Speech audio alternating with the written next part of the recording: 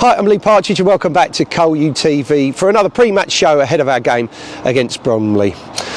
On the show today, our classic games. We've got two of them, one against Norwich and one against Ipswich. One from 2009 and one from 2006 in the Championship. 1-0 against Ipswich, and can you remember the game? Away, Carrow Road, 7-1. What a game.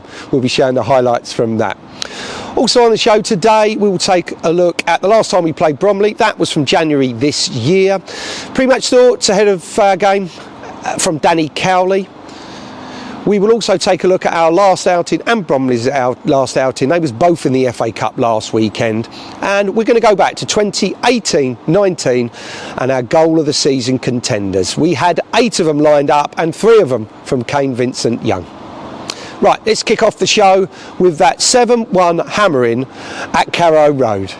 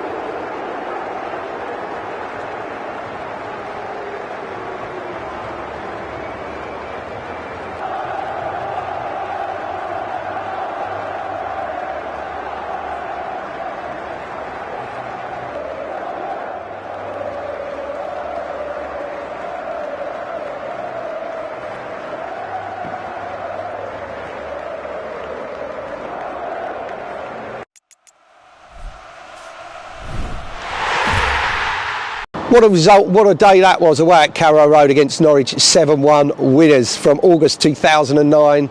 Goals from Lisby, Platt, Fox, Vernon and Perkins on that day. Now it's time to take a look back at another classic game. This is from Championship season. This is September 2006, where we took on Ipswich at Layer Road. Now the picture quality may not be the finest because it's come deep from the archives, but the result certainly was.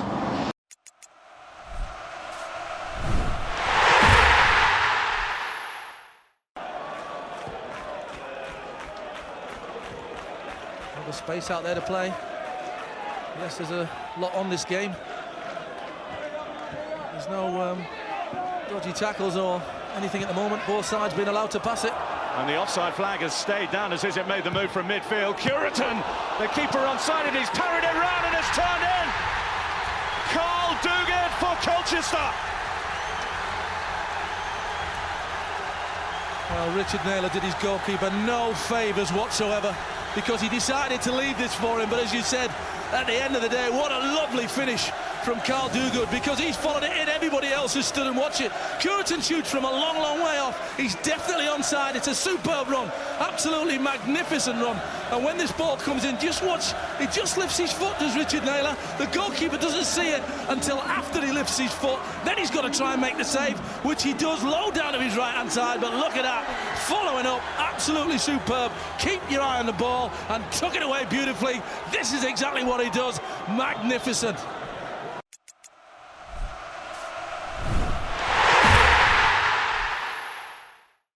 Carl Duguid with the only goal on that day that give us the win against Ipswich at Layer Road, and that was from September 2006, 19 years ago, can you believe it? Another 1-0 win was the last time we took on Bromley. That was at their place, and that was earlier on this year, but last season.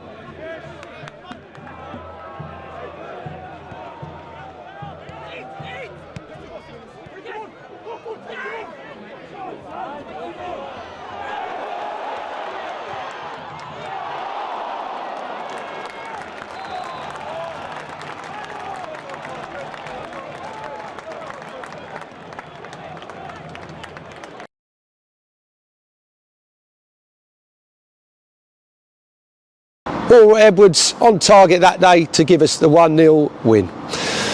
Right, now it's time, as always, to get the pre-match thoughts from our head coach, Danny Cowley. Danny, back to league action, but the aim is still exactly the same, isn't it? Yeah, of course. We're looking forward to getting back to the league. Early kick-off on Saturday. We don't mind the early kick-offs when they're at home, because our supporters obviously don't have to get up so early, but we like to avoid them away from home, but not that we get too much choice or too much opinion in the matter, because obviously the broadcasters don't make that decision. But no, we have a great game. We obviously bitterly disappointed to get knocked out of the FA Cup. We so wanted a cup run for the players, for the staff, for Robbie, for, of course, our supporters. We did a lot right in the game, played against obviously a really good team that were really ruthless. We didn't give up too much, to be honest, chances wise, but they were ruthless, and yeah, we, like I said, did a lot of things right. Probably some moments didn't go our way, but when we reviewed the game on Monday, you know, the message was pretty clear, like, we don't want to be valiant losers, just don't do anything for any of us. So we had to go and pick the game apart. There was some bits that we could have done better defensively, for sure. And yeah, for us to take responsibility and accountability from that, to learn from it. And yeah, we worked well all week.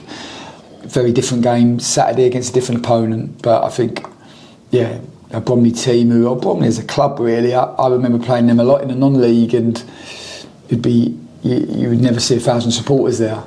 That was because I was playing, but it was you'd never see 1,000 supporters. And for the way that club has grown, not just on the pitch. I mean, Andy Woodman's done a brilliant job in terms of helping the team and helping them to progress through the leagues and establish themselves as a football league club, but also how they've grown off the pitch. The stadium now, unrecognisable. They're constantly doing work, the quality of the pitch, all of the facilities they now have in the stadium, the training pitches that they have around the stadium. Just a club that has grown both on and off the pitch, and obviously their support has grown as a consequence of that, and loads to admire. And I think for any non-league clubs with aspirations of getting into the Football League, I think actually a really good example to follow. And how difficult is it when you play, you know, I mean, it's no secret that Bromley's way of playing is quite a strong way of playing, physical, but how important is it to keep what we're doing, although being aware of what their strengths are? Yeah, of course. I think there's many different ways to play football. I think they've got some really good players, first and foremost. Michael Cheeks, obviously a boy that we know well, never far away from a goal. Been so proud of him and the career that he's had. Mitchell Pinnock started with us at Concord Rangers, got real quality. I mean, it was, you know, they've invested pretty well this time around, Bromley, and they've been able to because of the way the club's grown. But I know that he would have been the one that a lot of League One clubs would have wanted, let alone League Two clubs. But got lovely quality with his left foot, can cross, can shoot, got a lovely long throw as well. So yeah, they have some good players for sure. They play in a really front foot, aggressive way. They ask a lot of questions of you, get lots of balls in your box, lots of numbers in your box. They score lots of goals, and we've got to be aware of all of that, and we have to find a way of trying to get the game on our terms, and that's what the challenge is for us as a group. And we've been working all week to try to prepare for that. Yeah, and we're almost a third of the way through the season, but at this time there's usually a bit of a spread, but it still seems quite congested in the league table. Is that indicative of how tight it is this season? I think so. I think anybody can beat anybody in the division. I genuinely do. I mean, you look at our last 4 league games, I think we're unbeaten. I think we take 10 points, but 3 of those teams are in the top 7, in Swindon, in Grimsby and Chesterfield. So we've been able to take 10 out of the last 12, so you could, yeah, anybody can beat anybody. I mean, I watched the FA Cup game last week, Bromley v Bristol Rovers, but obviously 2 teams in our division, and Bromley dominated the game for probably 75 minutes, and then Bristol Rovers go goal 2 in 3 minutes, and you're like, wow, how did that happen? And that is the nature of this league. Yeah, very little between the teams. I think it makes it a brilliant league, so competitive, and I don't think anybody can predict the results. Sometimes in the Premier League nowadays you can pretty much predict the results before the games happen, but in our division, such a competitive league, and some really good teams as well, so a lot, I think, to respect. We know that we play a Bromley team very, very difficult to beat. I think only losing 3 games in the league this year shows you how competitive they are and how difficult they are to play against. So we're going to have to be at our very best. We have some challenges with injuries probably early in the season. When we had those challenges, we couldn't quite find the solutions, but we do feel like the team is developed and evolved. It's going to be interesting this time around with some injuries whether we can find the solutions. Good to hear from Danny as we look to make it 5 games unbeaten in the league. Now it's time to take a look at our last outing and Bromley's last outing. It was last weekend and we was both in the FA Cup first round. But MK Dons on the attack and a quick turnover, and Harry Anderson slots it down the line. Here's an opportunity for Mika and Bick, and he's gone for goal, and what a goal! Fabulous from the teenager.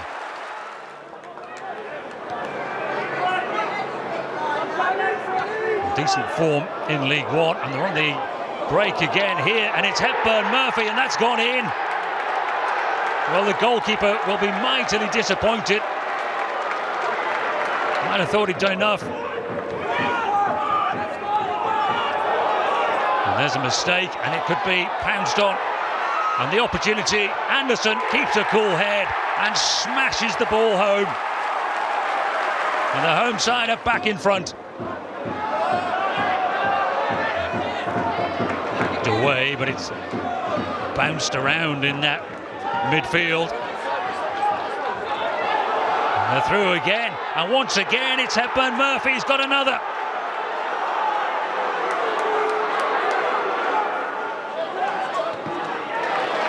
Ricochet falls kindly for Hepburn Murphy. Slipped into the penalty area, cut back, and it's Tomlinson, and surely that's the winner.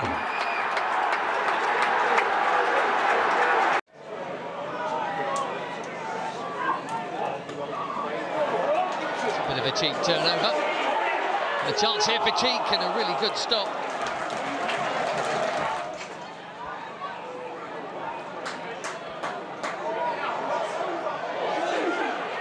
Bromley again.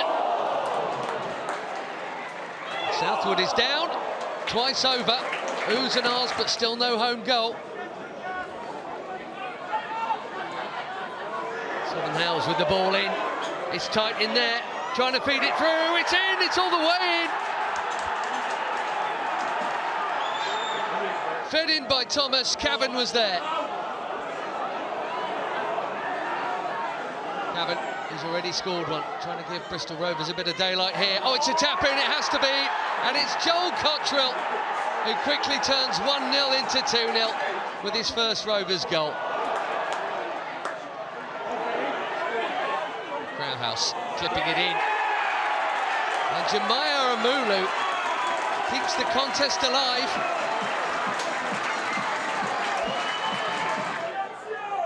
Can Bromley nick it? Oh, they might do. Suwunni's there, but it is not going to count.